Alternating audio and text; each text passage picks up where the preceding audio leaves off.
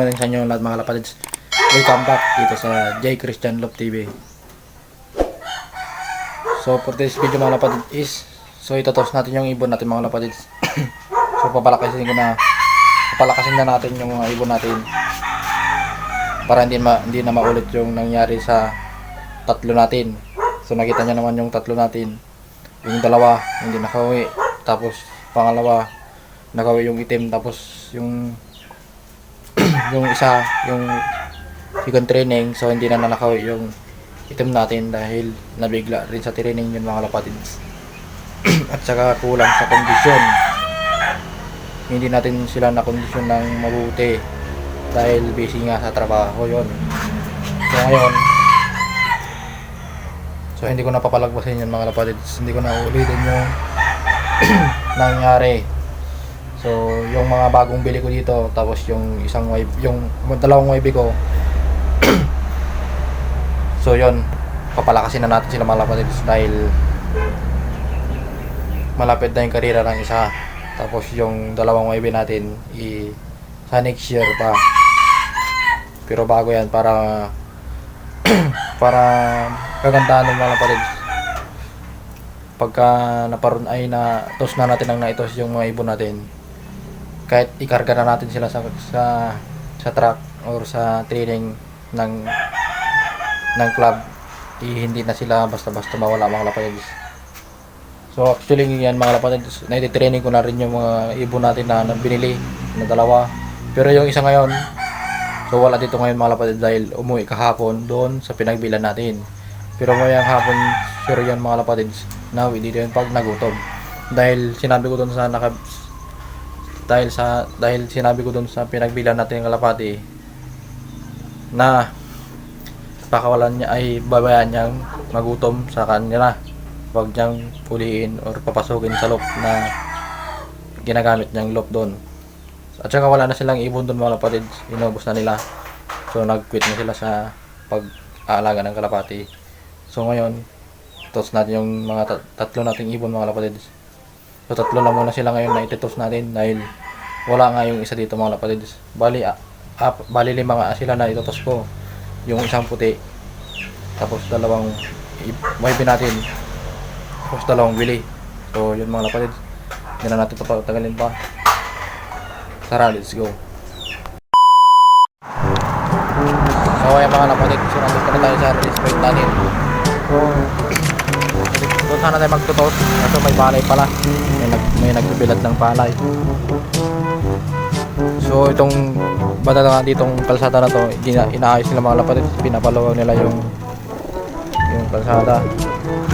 So hindi na natin patagalin yan mga kapatid. So ito sa natin yung ibon natin, baka itos pa ng iba.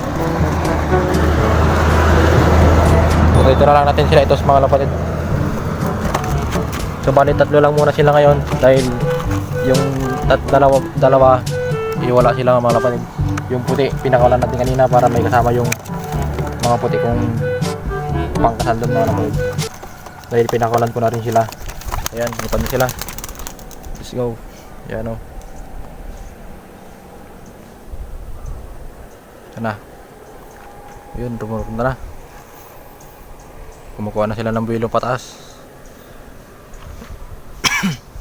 Ayan mga kapatid, diretso na sila. So alam na nila yung daan mga kapatid. Ay, meron na pa. Kala ko diretso na sila eh. Yan, nagte-take off sila. Nagbe-break away sila mga kapatid.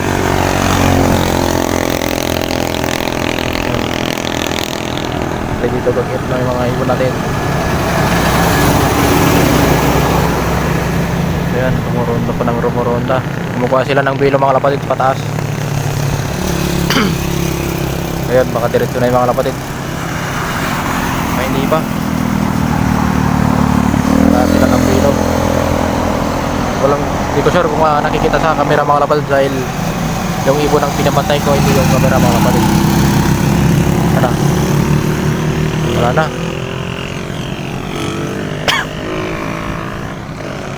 So yun mga kapatid, wala na sila. So abangan na natin sila doon sa bahay mga kapatid dahil unahan na natin sila. Tara, let's go. So ayun mga kapatid, nandito na tayo sa loob. So wala pa sila mga kapatids.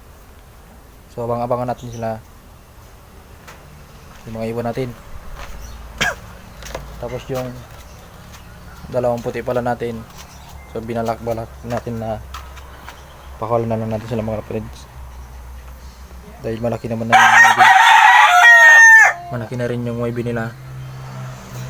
So try ko silang pabatsiran mga kapatids. So ganitong paraan, mas mabilis natin silang pabatsiran pag may anak mga kapatids. So bali 3 silang nakawalang puti, pero yung dalawa nandito, tapos yung isa wala.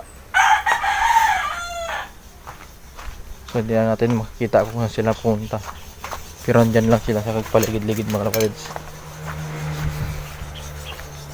Ayun, nakita ko na. Ayun yung isang puti, kita nyo. Yun, pumunta doon. Tapos nandito pala yung isa, yung dalawang puti. Ayun o, may bubong. So yan yung dalawang puti pa natin. Tapos yung isa gumawi doon. So yung dalawang ibon, yung 3 pang ibon natin na binato natin or tinos natin, so wala pa sila. So antay-antay natin sila mga kapatid. So dito natin sila abangan para makita natin sila kung saan sila lulusot. So ayan mga kapatid, so hindi na natin nakita yung pagbaba ng ibon natin at pagdating. So nandito na sila. Ayan o, silang 3. So yung isang puti natin ayan rin. Tapos yung dalawa wala pa. So antay-antay natin sila mga kapatid. So pabayaan muna natin sila, pabayaan muna natin sila dyan mga kapatid. So abangan, so update ko na lang kayo mamaya pagka nakawin na silang lahat, pati yung dalawang puti. The next morning. So ayan mga kapatid, so nandito ako ngayon sa loob. So nakaupo ako ngayon dito sa loob mga kapatid. Pinagmamasdan itong mga ibon ko. So bali second day na ito mga kapatids. So yung ibon natin ibumalik na mga kapatids, yung isa. So nandito na, kakawit lang. Tapos yung puti natin so hindi nakawi mga kapatids.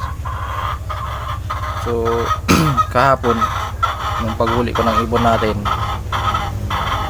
yun ang agad na napansin ko, hindi nakawi kagad yung itim na yung puti na isa nating kalapati. Bali dalawa pa lang yung puti natin dito.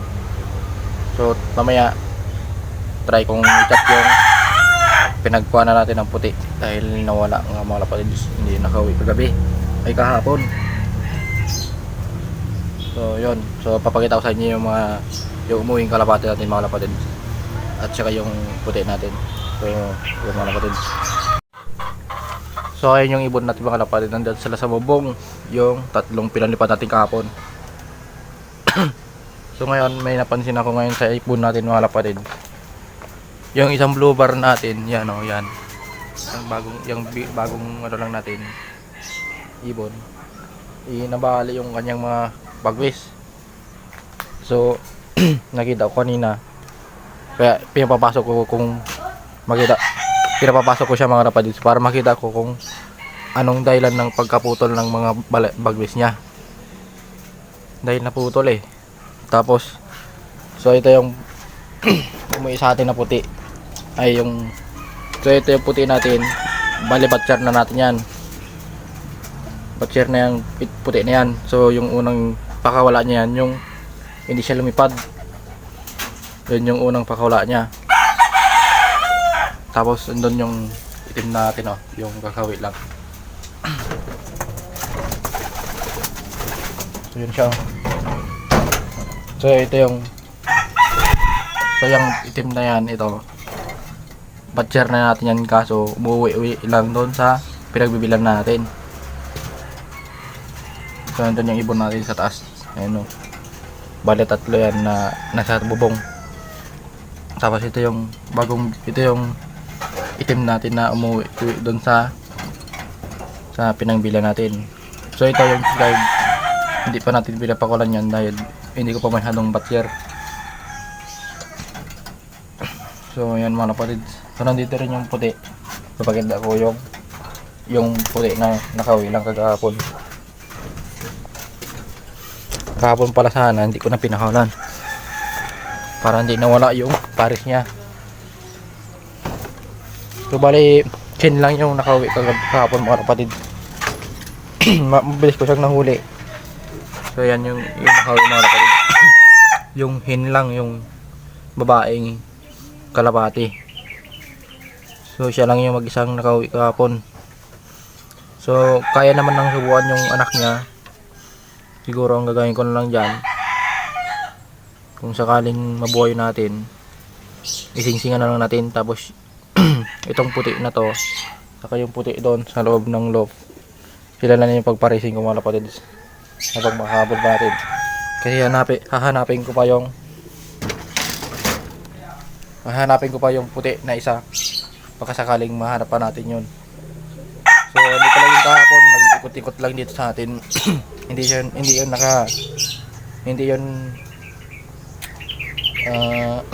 yun lumayo ng ronda kahapon mga kapatid. So dito lang yun. At baka sana pasama lang yun dito sa may mga ibon din dito sa atin. So mamaya yun ang task natin mamaya mga kapatid. So magkahanap tayo ng ibon na nawawala para maibalik sa atin yung ibon na nawala mga kapatid. So yan mga kapatid. So dito ko muna siguro tatapusin yung video na to. So like and share and subscribe. Ingat.